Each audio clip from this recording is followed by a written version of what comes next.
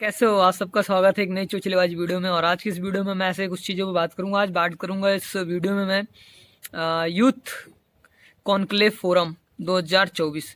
Youth conclave forum क्या है? देखो, इस यूथ कॉन्क्लेव फोरम में जो है ये यूथ के लिए है। इसमें यूथ आते हैं और अलग अलग एक्टिविटीज़ होती हैं जिसमें धर्मशास्त्र सिखाते हैं, बताते हैं, हेरिटेज, कुछ नेशनल हेरिटेज के बारे में बताते हैं, सिखाते हैं। तो देखो, ये हर साल होता है अलग अलग जगहों पे। जैसे अब की बार जो यूथ कॉन्क्लेव फोरम हो रहा है ये 28-29 दिसंबर को हो रहा है 2024, जबलपुर में हो रहा है संस्कार धानी के साथ में।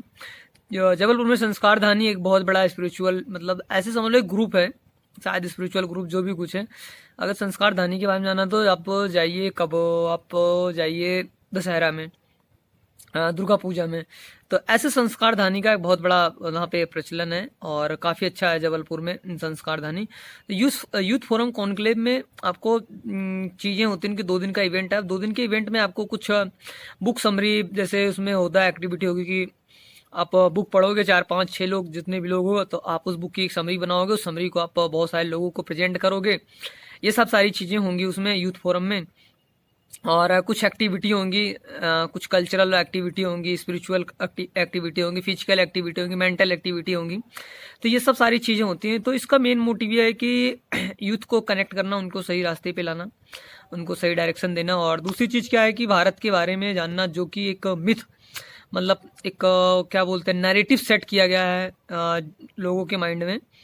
तो देखो, आजकल एक तरीके से देखा है तो हर बंदा किसी ना किसी चीज़ के लिए अपना नैरेटिव सेट ही कर रहा है, चाहे वो पॉलिटिकल लीडर हो, स्पिरिचुअल लीडर हो, या फिर बिजनेसमैन हो, या फिर कोई भी हो। हर बंदा एक अपना नैरेटिव डाल रहा है लोगों के बारे में, positive narrative, negative narrative, neutral negatives, ऐसे करके। नेगेटिव कुछ पॉजिटिव तरीके से बता रहे हैं, कुछ नेगेटिव तरीके से बता रहे हैं। मतलब एक तरीके से समझ लिया जाए कि ब्रेन वॉश किया जा रहा है। तो ऐसी सारी चीज़ें हो रही हैं। तो देखो, समझना पड़ेगा सबसे पहली चीज़ तो आपको। और नैरेटिव्स को जानने के लिए, समझने के लिए पहले अपने दिमाग में, मुझे ऐसा खुद यकीन होता है कि मुझे खुद से जानना पड़ेगा, कुछ चीज़ों को पढ़ना, समझना, जानना पड़ेगा ऐसा क्यों हो रहा है। तो ऐसी ही सारी चीज़ें चलती रहती हैं। तो भाई, नैरेटिव्स अपना खुद बनाना पड़ता है। जानो, समझो, पढ़ो, लिखो। तो ऐसी होती है नैरेटिव्स में, यही सब सारी चीज़ें चर्चा करेंगे देश के बारे में।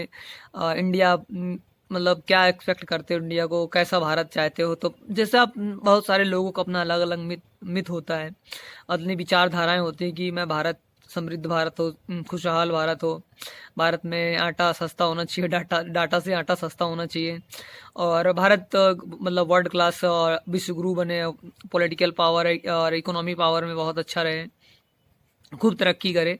तो ऐसे अलग अलग तरीके से कुछ लोगों को से पूछो, भारत कौन सी ऐसी चीज़ें हैं जो भारत को तोड़ने मरोड़ने का काम करें। तो लोगों का अपना अपना अलग अलग पॉइंट ऑफ व्यू है, अलग अलग विचार है।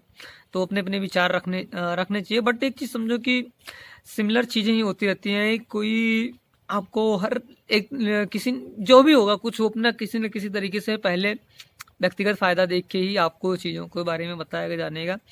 तो आप अपना सबसे अच्छा चीज़ क्या है कि खुद से जानो, चीज़ों को समझो और पढ़ो, फिर उसके बारे में एनालिसिस करो कि क्या सही है और क्या गलत है।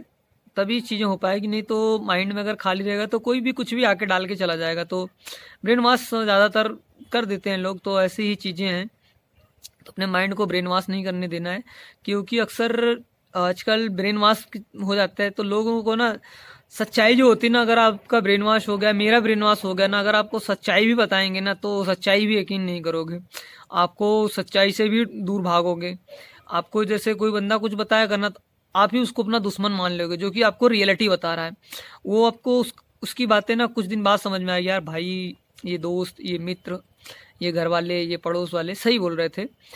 लेकिन पहले अगर कभी कभी ऐसा हो सकता है ना, कि हो सकता है दोस्त आपको गलत रास्ते दिखा रहा हो या फिर कुछ चीज़ें गलत कर रहा हो, तो पहले आप उस पर एक बार एनालिसिस करो, उसको थोड़ा टाइम दो जानने के लिए, समझने के लिए। क्योंकि अक्सर कभी कभी क्या होता है कि हमारा माइंड, हाँ, बहुत तेज़ी से नहीं काम कर पाता है, नहीं समझ में आता कि क्या गलत हो रहा है, क्या सही हो रहा है, डिसीजन पावर थोड़ी वीक हो जाती है।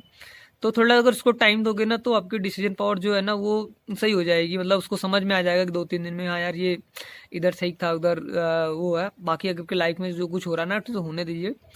जो भी कुछ हो रहा है ठीक ही हो रहा है, एक तरीके से देखा है। ज़्यादा परेशान और घबराने वाली इसमें बात नहीं है। तो बस अपना ध्यान रखिए, अपने फोकस कीजिए, यही सब कुछ अच्छा है। तो फिर हमारी आज की चोचलेबाजी वीडियो यहीं पे ख़त्म होती है। मिलते हैं कल एक नई वीडियो में, तब तक के लिए खाना पीना खाइए, खूब दबा के सोइए। Thank you so much, love you all, जय हिंद।